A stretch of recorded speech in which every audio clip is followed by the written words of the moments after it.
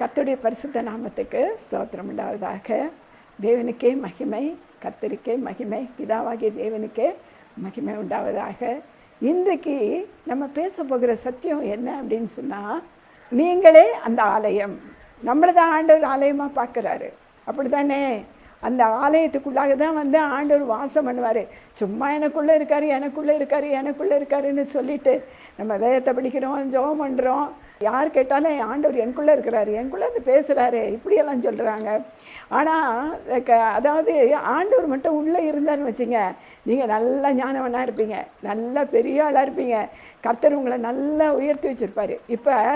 இப்போ கோர்ட்டுன்னு ஒன்று இருக்குது பாருங்கள், சுப்ரீம் கோர்ட் இருக்குல்ல, அவங்க என்ன செய்வாங்க, நமக்கு நிறையா சட்டத்திட்டங்களை எல்லாம் அவங்க போடுவாங்க.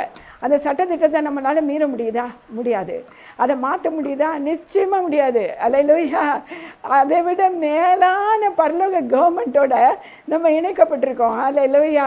நம்மளை ஆண்டவர் என்ன செய்திருக்காரு? பரலோகத்தோடு இணைச்சி வச்சிருக்கிறாரு. அல்லேலூயா. அப்போது அங்கே மட்டும் ஆர்டர்ஸ் போட்டால் அந்த ஆர்டர்ஸ் நடக்காமல் இருக்குமா? நிச்சயமாக நடக்கும். அல்லேலூயா. நமக்கு ஏதாவது ஒன்று நம்ம என்ன செய்கிறோம், உடனே யார் நம்மளை சுகமாக்குவாங்க, நமக்கு இந்த வியாதியை யார் போக்குவாங்க அப்படின்னு சொல்லிட்டு நம்ம என்ன செய்கிறோம், யார்கிட்ட வரம் இருக்கோ அங்கே ஓடுறீங்க. அல்லேலூயா. எங்கே தீர்க்க தரிசனம் இருக்கோ அங்கே ஓடுறீங்க. உங்களுக்கு நீங்களே அறியும்படியாய், நீங்களே கேட்டு பெற்றுக்கொள்ளும்படியாக, நீங்களே ஆசீர்வதிக்கும்படியாக தேவனாகிய கர்த்தர் இயேசுப்பா சொல்கிறாரு. அவருடைய சட்ட திட்டங்களில் முதலாவது, நீ ஒரு தேவாலயமாக மாறணும் அம்மா, நீ பரிசுத்த ஆலயமாக மாறினதம்மா உனக்கு பரலோகம், இல்லாட்டி உனக்கு பரலோகம் இல்லை. நான் உனக்குள்ளே இருந்தேன்னு நீ டெஸ்ட் பண்ணணும். அப்படின்னா நீ என்ன செய்வேன்னா தீர்க்க தரிசனம் சொல்லுவேன். ஹல்லேலூயா. உங்ககிட்ட இருந்து என்ன செய்யும்? வரங்கள் கிரியை செய்யும். யார் உங்ககிட்ட வந்தாலும் நீ கை வச்சிங்கன்னா போதும், உடனே சுகம் கிடைச்சிடும். நீ கை வைக்கும்போது சுகம் கிடைக்குது பார்த்தீங்களா? அப்போ உங்களுக்குள்ள ஆண்டவர் வந்திருக்கிறான்னு அர்த்தம். அதை அப்படியே விட்டுறக்கூடாது. அப்பப்பா எனக்குள்ளே இருக்கிறாரு, இதெல்லாம் செய்கிறாருன்னு சந்தோஷப்படாதீங்க. ஜீவ புஸ்தகம் மேலே ஒன்று இருக்குது, அது குறித்தெல்லாம் நம்ம இன்றைக்கு என்ன செய்ய போகிறோம், பார்க்க போகிறோம். கர்த்தருடைய முக்கியமான சட்டம் என்னன்னா, நீங்கள் தேவாலயமாக மாறினாதான் நீங்கள் என்ன செய்ய முடியும், பரலோகத்துக்கு போக முடியும்னு சொல்லுகிறது. வெளிப்படுத்தின விசேஷம் 21ஆம் அதிகாரம் 3வது வசனத்தில் என்ன போட்டிருக்குன்னு பாருங்கள். மேலும் பரலோகத்தில் இருந்து உண்டான ஒரு பெரும் சத்தத்தை கேட்டேன். அல்லேலூயா. யோவானுக்கு தன்னை வெளிப்படுத்தினார். அல்லேலூயா. என்னென்ன நடக்க போகுது கடைசி காலத்தில், கடைசி காலம் வரைக்கும், முடிவு காலம் வரைக்கும், 1000 கால அரசாட்சி வரைக்கும் என்ன செய்கிறாங்க, வெளிப்படுத்த விசேஷத்தில் கர்த்தர் பேசுகிறாரு. நம்ம என்ன செய்கிறோன்னா எசேக்கியேல் புத்தகத்தை நம்ம திறப்ப மாட்டோம். ஏன்னா அது சில பேருக்கு, நிறைய பேருக்கு புரிய மாட்டேங்குதுன்னு விட்டுறாங்க. எரேமியா தீர்க்கதரிசி புத்தகத்தை என்ன செய்கிறாங்க, புரிய மாட்டேங்குதுன்னு விட்டுறாங்க. ஆனால் வெளிப்படுத்த விசேஷத்தை அதே மாதிரி தான் செய்கிறாங்க. நீங்கள் வெளிப்படுத்த விசேஷத்தை புரிந்து கொண்டாதான் ஆண்டவருடைய காரியங்கள் எல்லாம் உங்களுக்கு தெரியும். நம்ம எப்படி பரலோகத்துக்கு போகணும், எப்படி வாழணும், எப்படி இருக்கணும், ஒரு பயபக்தி, பயம் எல்லாம் எதில் இருக்குன்னா வெளிப்படுத்த விசேஷத்தில் தான் இருக்குது. நான் அதை வச்சு தாங்க நான் இப்படியெல்லாம் நல்லா ஆண்டவர் பேசுறதுக்கு எனக்கு பழக்கினது இந்த வெளிப்படுத்த விசேஷம் தான். அல்லேலூயா. இந்த வசனம் என்ன சொல்லுதுன்னு பாருங்க. மேலும் பரலோகத்திலிருந்து உண்டான ஒரு பெரும் சத்தத்தை கேட்டேன். அது இதோ மனுஷனிடத்திலே தேவனுடைய வாசஸ்தலம் இருக்கிறது, அவர்களிடத்திலே அவர் வாசமாக இருப்பார், அவர்களும் அவருடைய ஜனங்களாக இருப்பார்கள், தேவன் தாமே அவர்களோட கூட இருந்து அவர்களுடைய தேவனாக இருப்பார். பார்த்தீங்களா?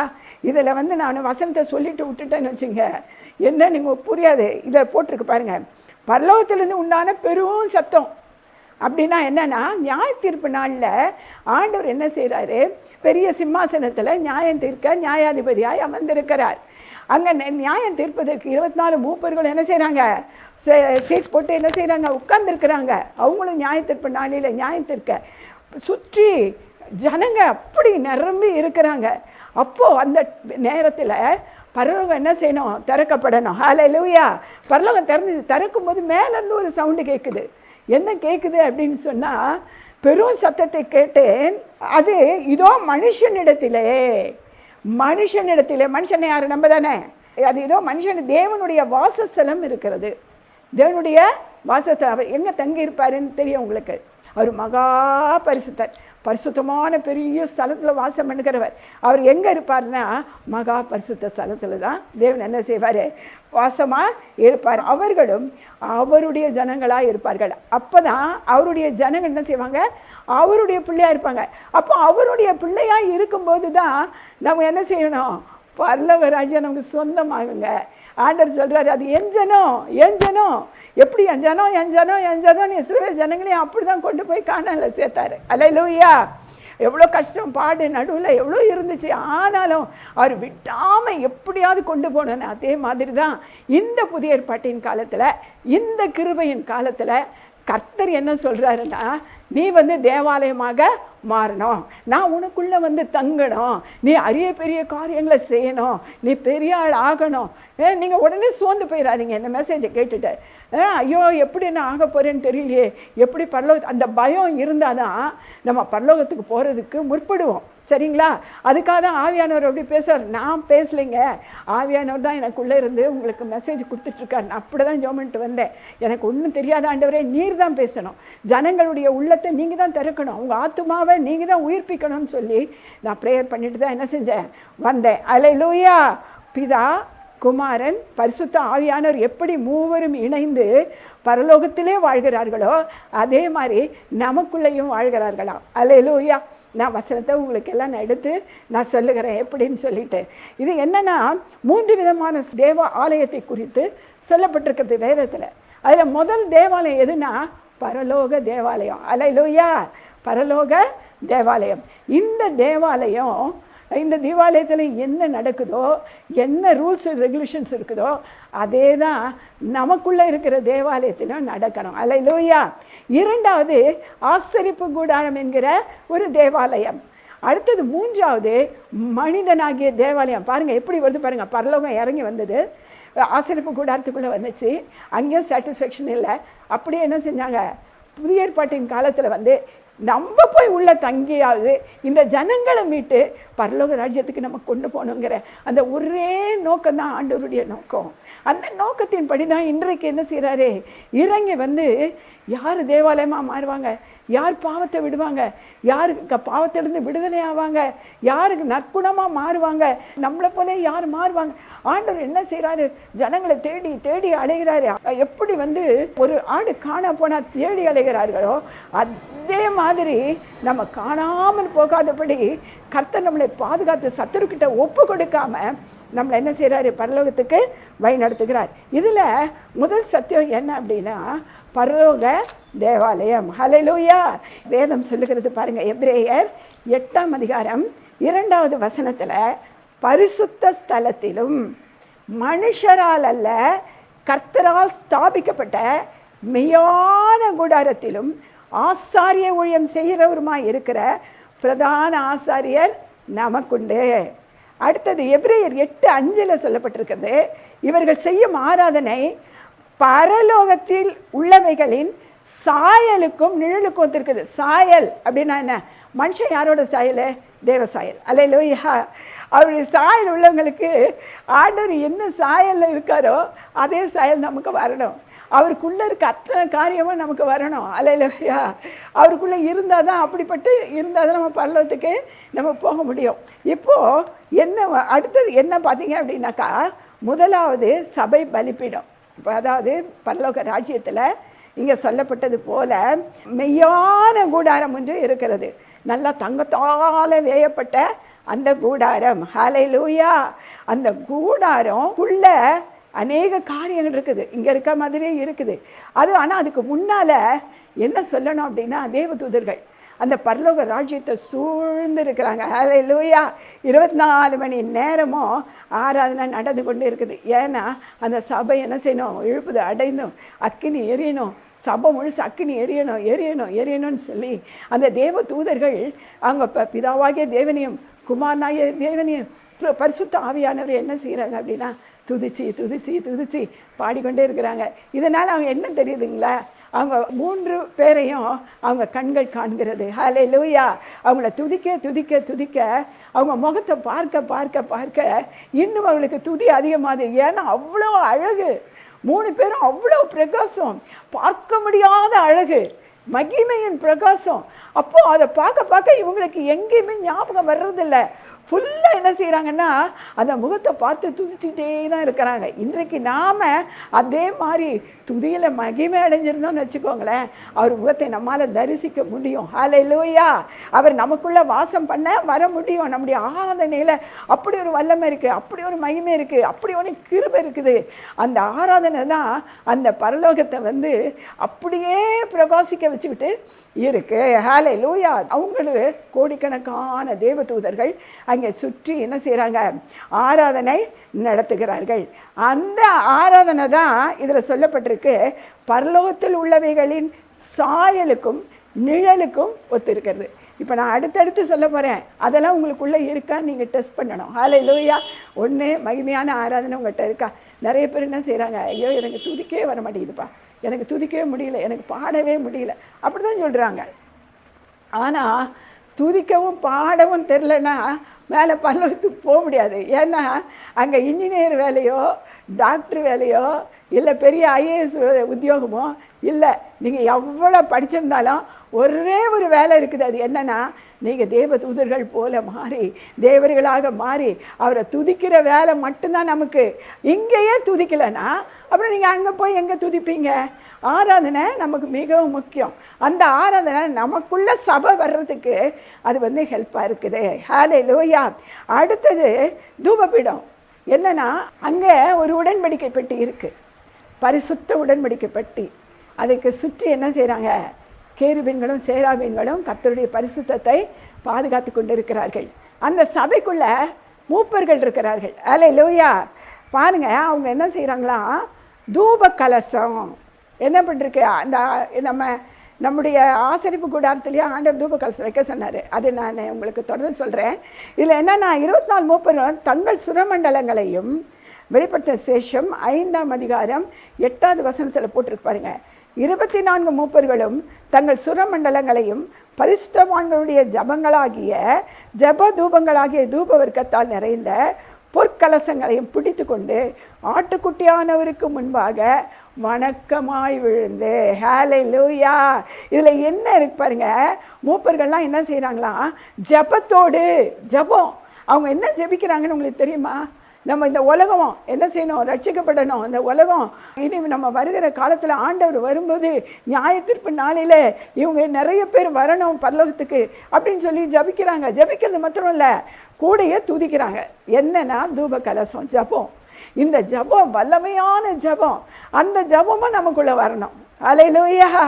அந்த ஜபம் வல்லமையாக எதுக்காக, தேசத்துக்காக ஜபிக்கிறாங்க. தேசத்துக்காக அவங்க ஊருக்கு ஜபிக்கிறாங்க. எப்படி ஆண்டவர் மலையில் ஒலியோ மலையில் முழங்கால் போட்டு ஜபிக்கும் பொழுது வேர்வை ரத்தமாய் பூமியில் சிந்தினதோ, வேர்வை அப்படியே கர்த்தாவை சிந்த சிந்த அவர் ஜபித்தார். அவர் கண்ணீர் வடித்து அழுது ஜபித்தார். அதே போல பரலோக ராஜ்யம் அவங்கெல்லாம் சந்தோஷமாக இருக்காங்க அப்படின்னு நினைக்கிறோம். இல்லைங்க, இல்லை, துக்கமாக இருக்காங்க. நிறைய பேருக்கு வசனம் தெரில, வார்த்தை தெரில, வேதத்தை கொடுத்தோம், கையில் சட்ட புத்தகத்தை கொடுத்துருக்கோம், சட்டத்தையும் படிக்க தெரியல, அதை எப்படி நம்ம நிறைவேற்றணும்னு தெரியல, இன்னொருத்தருடைய உதவியை நாடுறாங்களே, தான் உள்ளான மனுஷன் பலப்படணும்னு நினைக்கவே மாட்டேங்கிறாங்களேன்னு சொல்லி அவங்க மனசு மிகவும் நொந்து போய் தான் பல்லவ ராஜ்யத்தில் என்ன செய்கிறாங்க, ஜபத்தோடு தேவனுடைய பாதத்தில் விழுந்து காதறுகிறார்கள். அல்லேலூயா. பணிகிறார்கள். ஆண்டவருடைய ஆட்டுக்குட்டியானவரே, நீர் இவ்வளவு கஷ்டப்பட்டீரே, இவ்வளவு வேதனைப்பட்டீரே, சிலுவையில் அறையப்பட்டீரே, ரத்தம் சிந்தினீரே, இந்த ஜனங்க அப்போ மீட்கப்படலையேன்னு சொல்லி ஆட்டுக்குட்டியானவருக்கு முன்பாக பணிந்து மண்டிட்டு குனிந்து வணங்குகிறார்கள். அந்த தூப கலசத்தில் இருக்க போக அப்படியே பரலோகம் எங்கும் அது அப்படியே சுற்றுகிறது. ஹல்லேலூயா, ஹல்லேலூயா. அடுத்து பார்த்தீங்கன்னா, அங்கே என்ன இருக்குன்னா, பலிப்பீடம் ஒன்று இருக்குது. ஹல்லேலூயா. இது ரொம்ப முக்கியம். அங்கே இருக்கிற பலிப்பீடம் இதெல்லாம் நமக்கு தெரிஞ்சாதான் நமக்குள்ள ஒரு பலிப்பீடம் இருக்குது. ஆமாம், அந்த பலிப்பீடம், ஆண்டவருடைய பலிப்பீடம் இங்கே அவர் தங்கினார்னா அந்த பலிப்பீடத்தை சும்மா இருக்கக்கூடாது. அந்த பலிப்பீடத்தில் அக்கினி எறியணும். இப்போ ஆசரிப்பு கூடாரத்தில் 3 காரியத்தில் 24 மணி நேரமும் அக்கினி எரியணும்னு போட்டிருக்கு. முதல் பலிப்பீடத்தில் எப்போதும் அக்கினி என்ன செய்யணும், எரிந்து கொண்டே இருக்கணும். ரெண்டாவது காரியம் உள்ளே இருக்கிற குத்து விளக்கு. அந்த குத்து விளக்கில் எப்போதும் எண்ணெய் ஊற்றி எரிந்து கொண்டே இருக்கணும். மூன்றாவது தூப கலசம், அதுவும் எரிந்து கொண்டே இருக்கணும். தூப கலசம்னா ஜபம், சபைன்னா நம்ம தான், பலிப்பீடம்னா கர்த்தர் தங்கி இருக்கிற பலிப்பீடம். நம்ம அந்த துதி, ஆராதனை, வார்த்தை இதெல்லாம் ஒன்றா நல்லபடியாக இருந்தால் தான் நமக்கு என்ன செய்ய முடியும், ஆண்டவர் நமக்குள்ளாக இருக்க முடியும், தங்க முடியும், நம்மளை தேவாலயமாக மாற்ற முடியும், பரலோக ராஜ்யத்தில் பேர் எழுதவும் முடியும். ஹல்லேலூயா. அடுத்து பாருங்கள், அந்த பலிப்பீடத்தில் பிரதான ஆசாரியர் நின்று கொண்டு இருக்கிறார். ஹல்லேலூயா. நின்று கொண்டு வேதாகமத்தை அங்கே விரித்து அந்த வேதாகமத்தை குறித்து பிரசங்கம் பண்ணி கொண்டு இருக்கிறார். ஹல்லேலூயா. பிரசங்கம் பண்ண பண்ண பண்ண பண்ண பலிபீடத்தில் அக்கினி எரிஞ்சிட்டே இருக்குது. அது என்ன அக்கினினா, வார்த்தையாகி அக்கினி. நமக்குள்ளே தான் அதை என்ன செய்கிறாங்க, அங்கே சுற்றி நிற்கிற கேருபீன்களும் சேராபீன்களும் அள்ளி பூமியில் விதைத்து கொண்டு இருக்கிறார், பூமியில் போட்டுட்ருக்காங்க. எனக்கு ஒரு தரிசனத்தை கர்த்தர் காண்பித்தார். ஒரு தரம் பார்த்தா அது பரலோகம் மாதிரி இருக்குது, ஆனால் எனக்கு தெரியலை அது பரலோகமானு தெரியல. ஆனால் வெளிச்சம்னா வெளிச்சம் அப்படி தான். ஏன்னா அவங்க தங்கி இருக்கிற பரலோக ராஜ்யத்துக்கு நம்ம பார்க்க முடியாது, போக முடியாது. அதனால் கர்த்தர் எதை காண்பித்தார் என்று எனக்கு தெரியலை. ஆனால் அந்த கதவு, அந்த கேட்டு எல்லாமே தங்குவங்க அப்படி பிரகாசிக்குது. உள்ளே எட்டி பார்த்தேன், நான் உள்ளே போகலை, எட்டி நான் பார்க்குறேன். இந்த சைடில் அப்படியே இந்த சபைக்கட்டோட சுவர் இருக்கும்ல, அது ஃபுல்லாக தங்கம், வெறும் தங்கம். யாரையும் நான் பார்க்கல. கீழே மண்ணெல்லாம் பொண்ணாக இருந்துச்சு. யோசித்து பாருங்கள் எவ்வளோ அழகாக இருந்திருக்குன்னு பாருங்கள். மண்ணெல்லாம் பொண்ணாக பிரகாசிக்குது. யார் ஒருத்தருமே இல்லையே அப்படின்ட்டு எனக்கு உள்ளே போகணுங்கிற எண்ணம் வருது. ஆனால் நான் போகாமல் வெளியே நின்றுட்டு பார்க்குறேன், பயந்துக்கிட்டு உள்ளே போகல. அப்புறம் பார்த்தீங்கன்னா தேவ தூதர்கள் கையில் ஒரு கலசத்தை வச்சுருக்கிறாங்க. அவங்க லைனாக உட்காந்துருக்காங்க. அதுலேருந்து அக்கினி எடுத்து பூமிக்குள்ளே போட்டுக்கிட்டே இருக்காங்க. ஏன் அதை போடுறாங்கன்னு தெரியுமா உங்களுக்கு? அது அவங்க அக்கினி போடுறதுனால தான் இங்கே அக்கினியான வார்த்தைகள் வெளியாகுதுங்க. இந்த மாதிரி மெசேஜ் எல்லாம் வர்றதுக்கு காரணம் அவங்க போடுற அக்கினி தான். உங்களை பிசாசு தொடாமல் பாதுகாக்கிறது தேவனுடைய பலிபீட அக்கினி தான். அங்கிறதுக்கு அவள் மேலே 3வது வானத்தில் இருக்கா, அது கீழே ஃபுல்லாக சங்கீதம் 19 வானம் எங்கும் வார்த்தையால் நிரம்பி இருக்குதுன்னு போட்டிருக்கு. அது அக்கினியான வார்த்தை பாருங்கள். அந்த வார்த்தை தாங்க நம்மளை பாதுகாக்குது. அந்த வார்த்தை தாங்க நம்மளை ஞானமுள்ள பிள்ளையாய் மாற்றுது. அந்த வார்த்தை தான் நமக்குள்ளே இருக்கிறது. ஹல்லேலூயா. அவர் நல்லவர், அவர் மேன்மையானவர், அவர் பரம தகப்பன், நம்மை காக்கிறவர், நம்மை வழி நடத்துகிறவர். அவருக்கு அவ்வளோ வாஞ்ச ஏன் பிள்ளைங்கன்னு இன்றைக்கும் நம்மளை கஷ்டப்பட விடாதபடி நம்மளை பாதுகாக்கிற உன்னத தேவனாய் இருக்கிறார். ஹல்லேலூயா. பார்த்தீங்கன்னா அக்கினி அங்கே என்ன செய்யுது, பலிபீடத்தில் எரியுது. ஹல்லேலூயா. அப்புறம் பார்த்தீங்கன்னா 7 அக்கினி தீபங்கள் எரிகிறது. 7 அக்கினி தீபம்னா அந்த கிண்ணம் தான் சபை. அதுக்குள்ளே இருக்கிறது அபிஷேக எண்ணெய். அதுக்குள்ளே இருக்கிற திரி பிதா, குமாரன், பரிசுத்த ஆவியானவர். இவர்கள் மூவரும் அங்கே இணையிறாங்க. அதுக்குள்ளே இணைஞ்சிட்டு இந்த ஆண்டவருடைய பலிபீட அக்கினியும் அங்கே சேருது. தேவதூதர்கள் போடுகிற அந்த ஆராதனை அக்கினியும் அந்த விளக்கில் சேருது. அந்த விளக்கு கொழுந்து விட்டு 7 அக்கினி தீபமும் சபை அப்படி தான் எரியணும்னு சொல்லி அந்த பரலோக சபை எழுப்புதலாய் எழும்பி பிரகாசித்து கொண்டு இருக்கிறது. ஹல்லேலூயா. நமக்குள்ளே ஆண்டவர் ஒரு சபையை வச்சுருந்தான்னா நமக்குள்ளே இருக்கிற ஹல்லேலூயா நம்மளையும் ஒரு குத்து விளக்காக தான் மாற்றணும்னு நினைக்கிறாரு. ஆமேன். அப்போ அந்த அந்த அந்த எழுப்புதல் நமக்குள்ளே வரணும்னா ஆண்டவருடைய வார்த்தையின் அக்கினி தான் நமக்குள்ளே வரணும். ஹல்லேலூயா. அடுத்து நீங்கள் பார்த்தீங்க அப்படின்னு சொன்னால் குத்து விளக்கு ஒன்று அங்கே இருக்குது. அதில் அக்கினி தீபம் என்று நம்ம சொல்லுகிறோம். அது பார்த்திங்கன்னா அந்த கிண்ணத்தில் கிண்ணம் என்பது சபையை குறிக்கும். அந்த சபைக்குள்ளற அந்த எண்ணெய் ஊற்றுறாங்க பார்த்தீங்களா, அது அபிஷேகத்தை குறிக்கும். அதில் 30 நூல் அருந்து போகாதுன்னு நம்ம படிச்சிருக்கோம். அப்போ அந்த 30 நூலும் திரியாக உள்ளே போடுறாங்க. போட்ட உடனே அக்கினி எங்கேருந்து வருது தெரியுமா உங்களுக்கு? பலிபீடத்தில் இருக்க வார்த்தையிலிருந்து அக்கினி வருது. இந்த தேவ தூதுகளுடைய துதி இருக்குது பாருங்கள், அதிலிருந்து அக்கினி வருது. அப்புறம் அந்த மூப்பர்களுடைய ஜபத்திலையும் தூப பீடத்திலிருந்து எழும்புகிற புகையும் சேர்ந்து எழுப்புதல் வருது. எழுப்புதல் அக்கினி எல்லாத்தையும் சேர்ந்து மொத்தமாக அக்கினி அந்த 7 சபையாகிய அந்த அக்கினி தீபத்தில் பற்றி எரியுது. ஹல்லேலூயா. நம்ம ஒரு சபையாக மாறினோன்னா நம்ம மேலே தேவன் அப்படி தாங்க அக்கினி போடுறாரு. எந்த அளவுக்கு ஃப்ளேம் வந்து எரியுதோ அந்த அளவுக்கு நமக்கு வரும். அதிகமாக எரிஞ்சிச்சு அப்படின்னு சொன்னால் நமக்குள்ளே இருக்கிற ஆத்மா இன்னும் ஜீவாத்மாவாக பற்றி எரியும். எரிய எரிய எரிய அப்படியே ஃபுல் பிரகாசம் நமக்குள்ளே ஒளி வரும். அந்த ஒளியில் என்ன செய்கிறாங்க? பிதா, குமாரன், பரிசுத்த ஆவியான முப்பெரும் ஆவிகளும் வாசம் பண்ணுகிறார்கள். அல்லேலூயா. இன்னொன்று, சபைக்காக வைக்கப்பட்டிருக்கிற புஸ்தகம் ஒன்று இருக்குது. அது என்ன? ஞாபக புஸ்தகம். நீங்கள் அது நிறைய கேள்விப்பட்டிருப்பீங்க. நான் அதை திரும்ப நான் சொல்ல வரல.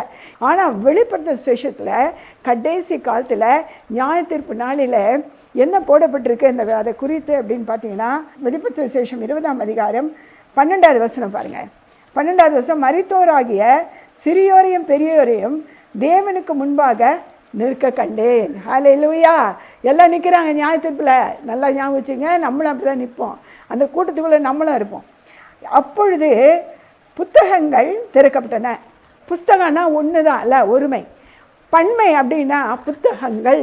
இந்த புத்தகங்கள் அப்படின்னா என்ன புத்தகம் அப்படின்னா, ஒன்று ஞாபக புஸ்தகம், இன்னொன்று ஜீவ புஸ்தகம். இந்த 2 புஸ்தகமும் திறக்கப்பட போகுது. அல்லேலூயா. அந்த ஜீவ புஸ்தகம் என்னும் வேறொரு புஸ்தகமும் திறக்கப்பட்டது. அது என்ன வேறொரு புஸ்தகம் அப்படின்னா, ஞாபக புஸ்தகம். ஞாபக புஸ்தகத்தில் எந்த அளவுக்கு நம்முடைய பேர் பதிவாயிருக்கோ, அந்த நம்ம ஞானஸ்தானம் எடுத்த உடனே அந்த பரலோக தேவாலயத்தில் நம்ம சேர்க்கப்படுறோம். மகனாக மகளாக சேர்க்கப்படுகிறோம். அந்த புஸ்தகத்தில் நம்ம பேர் எழுதியிருக்கோம். நமக்கு எல்லாத்துக்கும் ஒரு பேஜ் இருக்குது. நம்முடைய நல்ல காரியங்கள் எல்லாம் அதில் போகுதில்ல. அப்போது இந்த காரியங்கள் எல்லாம் எவ்வளோ இருக்குது, நம்ம எவ்வளோ தீமை செய்திருக்கிறோம் எல்லாத்தையும் பார்த்து தான் ஆண்டவர் கணக்கு போடுவார். பார்த்தா ஜீவ புஸ்தகத்துக்கு அப்போ தான் பேர் போகும். நம்ம அதில் வந்து 100க்கு 100 வாங்கினோம். வாங்கினா தான் ஜீவ புத்தகத்தில் நம்ம பேர் போவோம். பரலோக ராஜ்யத்துக்கு நம்மளும் போக முடியுங்க. ஜீவ புஸ்தகத்தில் பேர் வந்தால் தான். நல்லா ஞாபகம் வச்சுங்க. இனிமேலாவது பயந்து நடங்க தயவுசெய்து. எதுக்காகவும் நம்ம என்ன செய்யக்கூடாது? கஷ்டப்படக்கூடாது, துக்கப்படக்கூடாது. ஜபத்துக்கு நம்ம வந்து கஷ்டப்படக்கூடாது. நமக்குள்ளே இருக்கிற அக்கினி எரியணும்னு நினச்சிக்கிடுங்க. சரியா? சரி. அப்புறம் இது என்னென்னா, இப்போ நம்ம ஆசரிப்பு கூடாரத்தை குறித்து ஒரு 2 நிமிஷம் தான் பார்க்க போகிறோம். இந்த ஆசரிப்பு கூடாரத்துக்குள்ளே பரலோகத்தில் இருக்க மாதிரியே இருக்குது பாருங்கள். பரலோகத்துலேருந்து ஆண்டவர் என்ன செய்தார்னா, இந்த ஜனங்க இவ்வளோ பாவம் செய்கிறாங்க, இவங்களை எப்படியோ நான் தூக்கணும்னு நினச்சேன், ஆனாலும் இவங்களை நாங்கள் பரிசுத்தப்படுத்த முடியல. ஆண்டவரே அதாவது பிரசன்னத்தையே சீனாய் மலையில் காமிச்சார். போகிற வழியெல்லாம் ஜீவ தண்ணீர் கொடுத்தாரு, அப்பத்தை கொடுத்தாரு. எல்லாம் ஆண்டவர் கொடுக்குறாருன்னு தெரியும். ஆண்டவர் கூட வராருன்னு தெரியும். அக்னி சம்பமாக வராருன்னு தெரியும். மகிமை மேகமாக வராருன்னு தெரியும். எல்லாம் தெரியும். அந்த ஜனங்க எல்லாத்தையும் பார்த்துட்டு தான் இருக்கிறாங்க. ஆனால் உள்ளத்துக்குள்ளே என்ன இல்லை? ஒரு ரட்சிப்பு, ஒரு எழுப்புதலே இல்லை. அதனால் ஆண்டவர் நினச்சாரு, இவர் கண்ணுக்குட்டியை செய்து அந்த விக்கிரகத்தை போய் இவங்க வணங்குறாங்களே, அதுக்கு பதில் ஒரு ஆசரிப்பு கூடாரத்தை நம்ம உருவாக்க சொல்லுவோன்னு சொல்லிட்டு மோசையை கூப்பிட்டார். மோசையை கூப்பிட்டு, பரலோகத்தில் எப்படி இருக்குதோ அதே மாதிரி நான் உனக்கு கற்றுக் கொடுக்க போகிறேன். எப்படி ஆசரிப்பு கூடாரத்தை தயாரிக்கணும்னு நீ அதே மாதிரி செய்யணும். அளவெல்லாம் கொடுத்தாரு. எல்லாத்தையும் என்ன செஞ்சார்? இவர் வாங்கிட்டார். 10 கட்டளைகளையும் வாங்கிட்டார். இந்த ஜனங்களுக்கு அந்த கட்டளைகளை கொடு, இதெல்லாம் கொடுத்தா தான் நீ வந்து காணான காண முடியும், பரலோகத்தை பார்க்க முடியும், இதெல்லாம் சொன்னார். சரின்ட்டு மோசே என்ன செஞ்சார்? ஆசரிப்பு கூடாரத்தை உருவாக்கினார். பாருங்கள், நமக்காக, இந்த பாவப்பட்ட மனுஷர்களுக்காக, அவர் படைத்த மனிதர்களுக்காக பரலோகத்திலிருந்து கீழே ஆசரிப்பு கூடாரத்துக்குள்ளே வந்து தங்க ஆரம்பித்தார். அல்லேலூயா, அல்லேலூயா. பாருங்கள், முதல்ல தண்ணீர் தொட்டி, அதில் வந்து நம்ம கையை காலை கழுவுது. அடுத்தது வந்து பலிப்பீடம். அந்த பலிப்பீடத்தில் என்ன செய்யும்? அக்கினி 24 மணி நேரம் எரியணும். பரலோகத்துலேயே எரியுது இல்லை 24 மணி நேரமும். அதே மாதிரி இந்த பலிப்பீடத்தில் என்ன செய்யணும்? அக்கினி எரியணும்னு சொல்கிறாரு. அதில் என்ன செய்யும்? அக்கினி எரிஞ்சிட்டே இருக்கும். ஆடுகளை கொண்டாந்து என்ன செய்வாங்க? வெட்டுவாங்க. அந்த ரத்தத்தை எடுத்து பூசிக்குவாங்க. அப்போது தான் ஆட்டினுடைய ரத்தத்துக்கு டெம்பரவரியான ஒரு வல்லமை இருந்துச்சு. நம்ம புதிய ஏற்பாட்டின் காலத்தில் ஆண்டவர் ஆடாக அடிக்கப்பட்டார். அந்த ரத்தம் பாருங்கள், நம்ம மகிமையான நேரத்தில் தான் நம்ம இருக்கிறோம். ஹல்லேலூயா. மகிமையாக ஆண்டவருடைய ரத்தத்தை நம்ம எடுத்துக்கொள்கிற நிலைமையில் தான் இருக்கும். அதை என்ன செய்கிறாங்க? மேலே பூசி போட்டுக்கிறாங்க. அடுத்து உள்ளே போகிறாங்க. 7 அக்கினி தீபம் அங்கே மேலே இருக்கிற மாதிரி கீழே ஒரு குத்து விளக்கு. 7 சபைகள். என்னென்னா, அந்த 7 அக்கினி தீபமும் இடைவிடாமல் எரியணும். அபிஷேக எண்ணெய்ன்னு ஒரு எண்ணெயை ஆண்டவர் தயாரிக்க சொன்னார். இந்த அபிஷேக எண்ணெய் தீர்க்கதரிசிகளுக்கு மாத்திரம் தான் என்ன செய்யணும், தலையில் ஊற்றி அபிஷேகம் பண்ணணும். நீங்கள் ஆசரிப்பு கூடாரத்துக்குள்ளார அந்த எண்ணெயை ஊற்றுங்க, அது ஒலிவ எண்ணெயை சேர்ந்தது, ஊற்றுங்கன்னு சொன்னார். சரின்ட்டு என்ன செய்கிறாங்க, அங்கே கொண்டு போய் அந்த எண்ணெயை ஊற்றி ஊற்றி ஊற்றி ஆசாரியன் டெய்லி போவார், எண்ணெய் ஊற்றுவார். தூப கலசம் ஒன்று இருந்துச்சு, அது என்னென்னா ஜபம். இந்த தூபம் என்ன செய்யணும், குறையவே கூடாது. அதனால் அந்த ஜபத்துலேருந்து அந்த வாசனை போக என்ன செய்யணும், எழும்பிட்டே இருக்கணும் அந்த பரிசுத்த ஸ்தலத்தில். அடுத்து பார்த்திங்கன்னா ஒரு அப்ப மேஜை இருந்தது, அதில் அப்பம் இருந்துச்சு, தேவ சமூகத்தை அப்பம், அது தேவனுடைய வார்த்தை, அது அங்கே இருந்தது. அதுக்கப்புறம் உள்ளதான் என்னென்னா ஆண்டவருடைய உடன்படிக்கை பெட்டி, ஆண்டவர் அதில் தான் தங்கி இருந்தார். அதை சுற்றி கேருபீன்களை ஆண்டவர் செய்து வைக்க சொன்னார். கேருபீன்கள் இருந்தாருங்க, யாரும் என்ன செய்ய முடியாது, அந்த பரிசுத்தம் தேவாலயத்துக்கு அந்த இடத்துக்குள்ளாக போக முடியாது. அப்போது இவர் மோசே மட்டும் வருஷத்துக்கு ஒரு தரம் போவார், ஆண்டவரோட பேசுவார், ஆண்டவர்கிட்டேருந்து பதில் கொண்டு வருவார். ஆனால் இந்த ஆலயம் இப்படி நடந்துட்டு இருந்துச்சு, பல இடங்களுக்கு கொண்டு போனாங்க. அப்போவும் என்ன செய்யல, ஜனங்க மனம் திரும்பவே இல்லை. ரொம்ப வருஷம் ஆண்டவர் அமைதியாக இருந்தார், இவங்க என்ன செய்கிறதுன்னு, நம்ம என்ன செய்யலான்னு.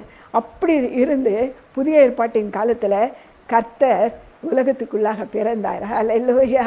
பிறந்து ஞானஸ்தானத்தில் இருந்து அவர் மரித்து உயிர்த்தெழுந்து அவருடைய வரம் கிரியை செய்கிற வரைக்கும் ஆண்டவர் என்ன செய்தாருன்னா ட்ரைனிங் கொடுத்தார் சீஷர்களுக்கு. என்ன செஞ்சார், பரலோகத்தை குறித்து சொன்னார், ஞானஸ்தானத்தை குறித்து சொன்னார். நீங்கள் எல்லாம் போய் என்ன செய்யுங்க, எல்லாம் ஜனங்களுக்கு சொல்லுங்கள், நீங்கள் சுவிசேஷத்தை ஜனங்களுக்கு சொல்லி அவங்கள எழுப்புங்க அப்படின்னு சொன்னார். அல்லேலூயா. தன்னுடைய சீஷர்களுக்கு எல்லாம் ட்ரைனிங் முழுசாக கொடுத்தாரு.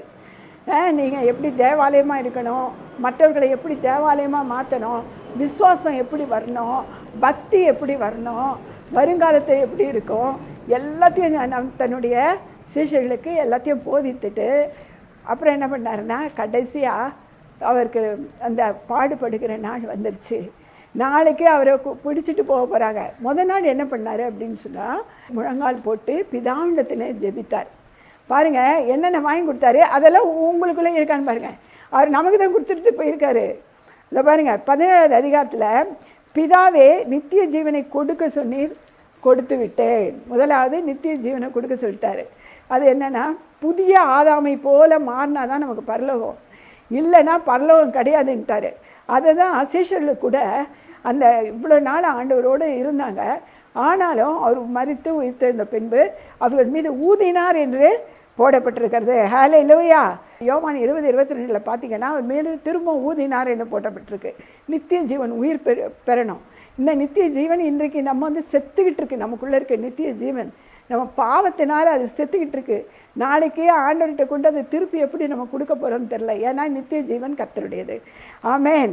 அடுத்தது சொல்கிறாரு, என்னுடைய நாமத்தை கொடுத்தேன். இயேசுவின் நாமத்தினால எவ்வளோ அற்புதம் நடக்குது பார்த்தீங்களா. இயேசுவின் நாமத்தால் பிசாசை போனால் என்ன செய்யுது, ஓடி போகுது, வியாதி நீங்கி போகுது. அவருடைய நாமத்தை சொல்லும்போது ஆளுகையும் கொடுக்க சொன்னீங்க, அதிகாரத்தையும் கொடுக்க சொன்னீங்க, நாமத்தையும் கொடுக்க சொன்னீங்க. சீஷர்களுக்கு கொடுத்துட்டேன், எல்லாருக்கும் கொடுத்துட்டேன்றார். அடுத்தது சத்தியம். சத்தியம் அறிவது வல்லமையான வார்த்தை, அதாவது இந்த மாதிரி அக்கினிமயமான வார்த்தை. என்ன செய்யாரு, கொடுக்க சொன்னீங்க, சத்தியத்தை நான் என்ன செஞ்சுட்டேன், கொடுத்துட்டேன். ஜனங்களை விடுதலையாக்கக்கூடிய சத்தியம் முழுசையும் நான் கொடுத்துட்டேன் அப்படின்னு சொல்கிறாரு. அடுத்தது பரிசுத்தத்தையும் கற்றுக் கொடுத்துட்டேன். நீங்கள் எப்படி பரிசுத்தமாக இருக்கணும்னு சொல்லி பரிசுத்தத்தையும் கற்றுக் கொடுத்துட்டேன். பிதாவாகிய தேவரே நீர் என்ன சொன்னீரோ அப்பா பிதாவை எல்லாத்தையும் நான் என்ன செஞ்சேன், செய்து முடிச்சிட்டேன். அப்புறம் கடைசியில் சொல்கிறாரு, பிதா குமாரன் பரிசுத்த ஆவியாரோடு ஒருமைப்படணும்னு சொன்னீங்க, அதையும் சீஷர்களுக்கு சொல்லி கொடுத்துட்டேன். இந்த உலகத்துக்கும் நான் என்ன செய்யிட்டேன், சொல்லி கொடுத்துட்டேன். இதெல்லாம் இணைந்து இப்போ நம்ம படித்தோம் பார்த்தீங்களா, யோவான் 17 சொன்னேன்ல, இதையெல்லாம் இணைந்தால் ஒரு தேவாலயமாக மாற்றப்படும். அதை நான் இப்போ இன்னும் கொஞ்சம் நேரத்தில் நான் இதை எல்லாத்தையும் உங்களுக்கு சொல்லலாம் என்று நான் நினைக்கிறேன். ஹல்லேலூயா.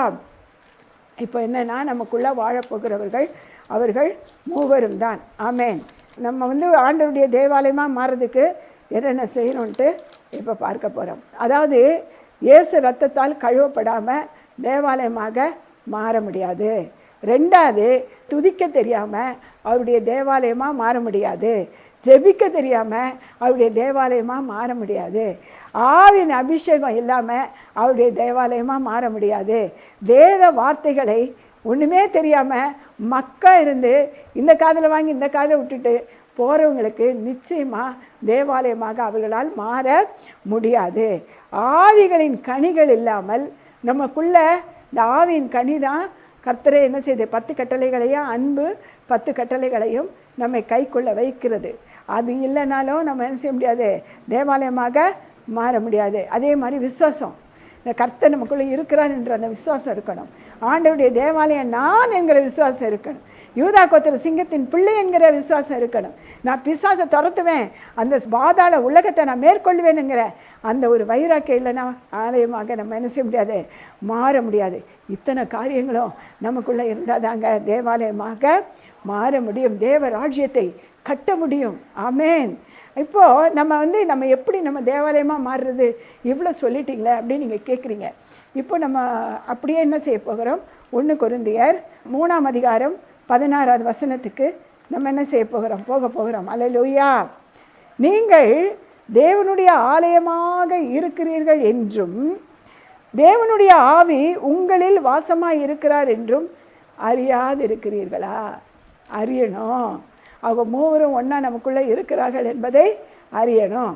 அப்போது பிரதான ஆசாரியன இயேசு கிறிஸ்து பூமியிலே மனிதனுக்குள்ளாக வாசம் செய்ய வந்து விட்டார். ஹல்லேலூயா. இன்றைக்கு உங்கள் பக்கத்துலேயே நின்றுட்டுருக்காரு. இன்றைக்கே கூட நீங்கள் ஆண்டவருக்கு ஒப்பு கொடுத்து நீங்கள் தேவாலயமாக மாறி பரலோக ராஜ்யத்துக்கு தயாராகலாம். புது மனிதன் ஆதாமை போல் ஆகலைன்னா நீங்கள் பரலோக ராஜ்யத்துக்கு போக முடியாது. தேடி கண்டுபிடிங்க, நமக்குள்ளே என்ன தவறு இருக்குது, நமக்குள்ளே என்ன இருக்குது அப்படிங்கிறதெல்லாம் கண்டுபிடிச்சி நீங்கள் எல்லாருக்கிட்டையும் போய் ஜெபத்தை கேட்டு வாங்கி விடுதலை அடைவதை விட நீங்கள் தேவாலயமாக மாறி கர்த்தரை உள்ளே வச்சுக்கிட்டிங்கன்னா எல்லா விதமான வரங்களும் என்ன செய்யும், கிரியை செய்யும். ஹல்லேலூயா. கிரியை செய்யும். அவர் உள்ளே வந்தார்னா அபிஷேகம்லாம் கிரியை செய்யும். அவரே சபை ஆலயத்தின் விளக்கு. 2வது அவரே ஜெபம் நிறைந்த தூப கலசம் நமக்குள்ளே இருக்கிறாரு. அப்படி தான் அவரே வார்த்தையான ஜீவப்பமாக நமக்குள்ளே இருந்து நம்முடைய வார்த்தையாகிய பசியை தீர்க்கிறவராக உள்ளே இருக்கிறார். வேதத்தின் ஆழத்தில் போய் முத்தெடுக்கிறதுக்கு ஜீவ தண்ணீரை நமக்கு கொடுக்கிறார். ஹல்லேலூயா.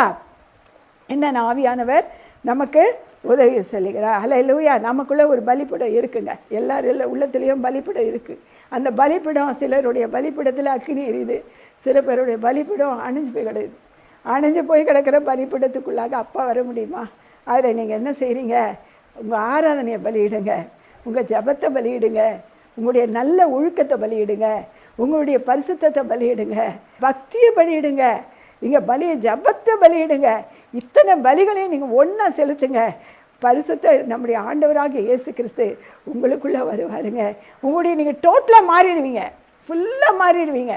மாறிட்டீங்கன்னா உங்கள் வீட்டில் உங்கள் வீட்டுக்காரன்னு நினைப்பார், என்னடா இது நேற்று வரைக்கும் சண்டை போட்டுட்டு இருந்தா இன்றைக்கி நல்லா பிரைட்டாக மாறிட்டாளே அப்படின்னு. பொண்டாட்டி என்ன நினைப்பா, நேற்று குடிச்சிட்டு வந்து சண்டை போட்டாரே, அவர் பயங்கரமாக திட்டினாரே, இன்றைக்கி இப்படி பதிவிசாக மாறிட்டாரே அப்படின்னு நினைப்பாங்க. அந்த அளவுக்கு ஆலயமாக அவர் உள்ளே வந்துட்டாருன்னா குடும்பத்தையே செட்டில் பண்ணிடுவார். அல்லேலூயா.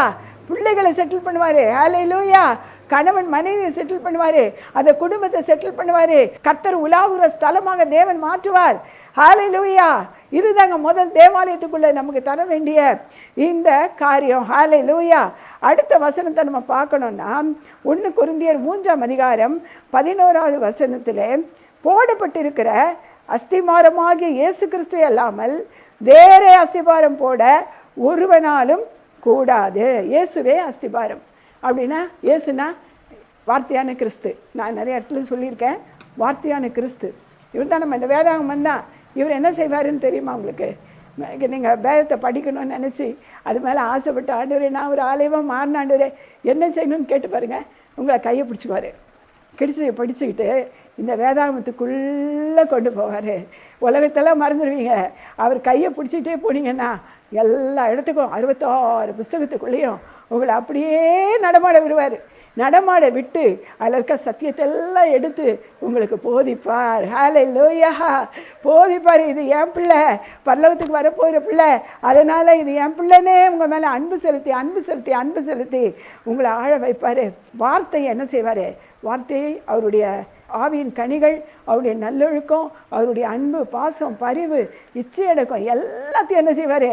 உங்களுக்குள்ளே அஸ்திபாரமாய் போடணும். எப்படி ஒரு வீடு கட்ட கல், மண், சிமெண்ட்டு, கல் வருதோ அதே மாதிரி இந்த தேவாலயம் உங்களுக்குள்ளாக எழும்ப இயேசு கிறிஸ்துவுடைய அத்தனை காரியங்களும் உங்களுக்குள்ளே வரணும். ஹல்லேலூயா.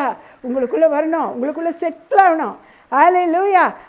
அதை திமிசு போட்டு எப்படி நம்ம மண்ணில் அந்த பேஸ்மெண்ட்டை நம்ம கரெக்ட் பண்ணுறோமோ அதே மாதிரி உள்ளே போட்டு திணிச்சு வார்த்தையை திணிங்க, நல்லொழுக்கத்தை திணிங்க, அவர் அன்பை தேடிங்க. ஆண்டவரேன்னு தேடுங்க. நீங்கள் தான் எனக்குள்ளே இருக்கீங்க. உங்கள் சிந்தனை மாறணும், உங்கள் செயல் மாறணும். எல்லாத்தையும் மாற்றிட்டு அவரை உள்ளே அப்படியே ஏற்றுக்கோங்க. ஆண்டவர் என்ன செய்வார்? அவர் அஸ்திபாரமாக போட்டிங்கன்னா என்ன செய்வாருன்னா நமக்குள்ளே வந்துடுவார். இந்த வசனம் பார்த்தீங்கன்னா, ஒருவன் அந்த அஸ்திபாரத்தின் மேல் பொன், வெள்ளி, விலையேற பெற்ற கல், மரம், புல், வைக்கோல் ஆகிய இவைகளை கட்டினால் அவனவனுடைய வேலைப்பாடு வெளியாகும். அல்லேலூயா. இதில் ஒரு காரியம் இருக்குது. ஆண்டவரை நீங்கள் ஃபுல்லாக நீங்கள் அந்த அஸ்திபாரமாக போட்ட உடனே பரிசுத்த ஆவியானவர் என்ன செய்வார்னா உள்ளே வந்து அக்கினியை ஏற்றுவார். அல்லேலூயா. அக்கினியாக உங்களுக்குள்ளே எரிய ஆரம்பிச்சிடுவார். எரிய ஆத்மாவில் சேர்ந்து என்ன செய்யும்? அக்கினி எரியும் போது நீங்கள் உள்ளே என்ன நடக்குதுன்னு நீங்கள் யோசிச்சு பாருங்கள். உங்களுடைய குணம்லாம் மாறிடுங்க.